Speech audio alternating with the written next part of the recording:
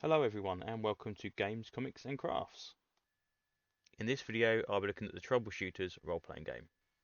Okay, so first of all, apologies for the glare. When it's murky days like this in early January, it's very difficult to actually get any proper light, so unfortunately we've had to use indoor light and it's not the best. Um, anyway, this is the Troubleshooters RPG. I've had my eyes on this for quite some time.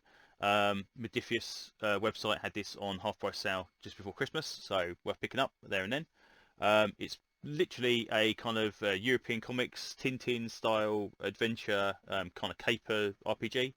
Um, First thing I've got to say about it is presentation wise, I don't think I've ever had a RPG that's got a dust jacket on it, which I really love.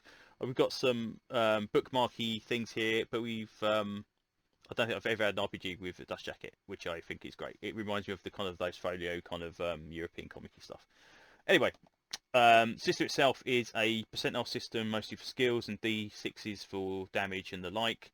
Damage is only done if you roll a 4, 5, or 6. If you roll a 6, it explodes. You get to roll additional damage dice each time. The idea is you are playing, like I say, adventurers, but there is sections in here. Oh, set during the 1960s as well, which is quite cool. So no mobile phones. Um, we have character creation, very nice. We've got some interesting ideas. Templates for character creation, character types.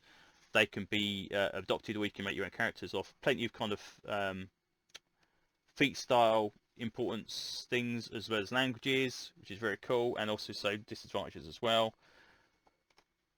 Now the interesting thing about this is there is different types of games you can run with this. You can run the standard kind of Tintin stuff, although they do mention in here you can run stuff like Man of Uncle or that kind of style capers, but they definitely do say be careful of using guns in it, because guns are supposed to be lethal, and therefore people get penalised for killing people that are unarmed and unnecessarily needed to be killed. So that's pretty cool.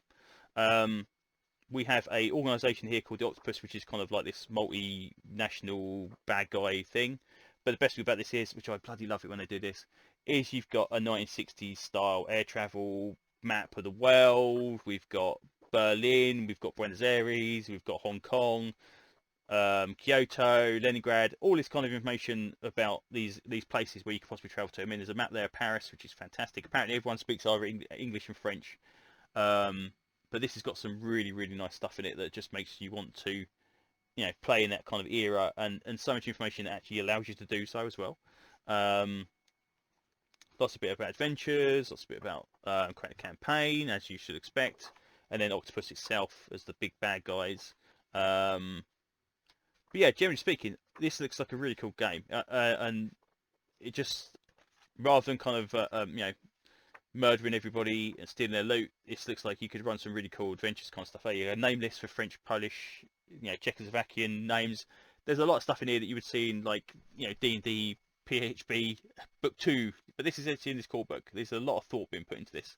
And I believe the original, I don't know if the original, I know the original is European. I'm not too sure if it's French or Swedish or something like that, but I believe you can only get the English language version from Modifius, but I could be wrong in that. I know Dry for RPG have definitely got the French version, and when I looked for the Troubleshooters, that's the only one that came up. Yeah, if you're looking for a kind of like a family-friendly caper style RPG, you can play with kids, or you can just sick and tired of plowing through endless rows of bad guys to get to the loot as such. This is definitely one to look into. There's an adventure out there. There's special dice out there, which you've got the kind of like the 4, 5, 6s highlighted. There is passports, which is your character sheets, maps of cities, all this kind of stuff as well. It's that just really cool. And I'm definitely looking forward to trying to hopefully do something with this very, very soon.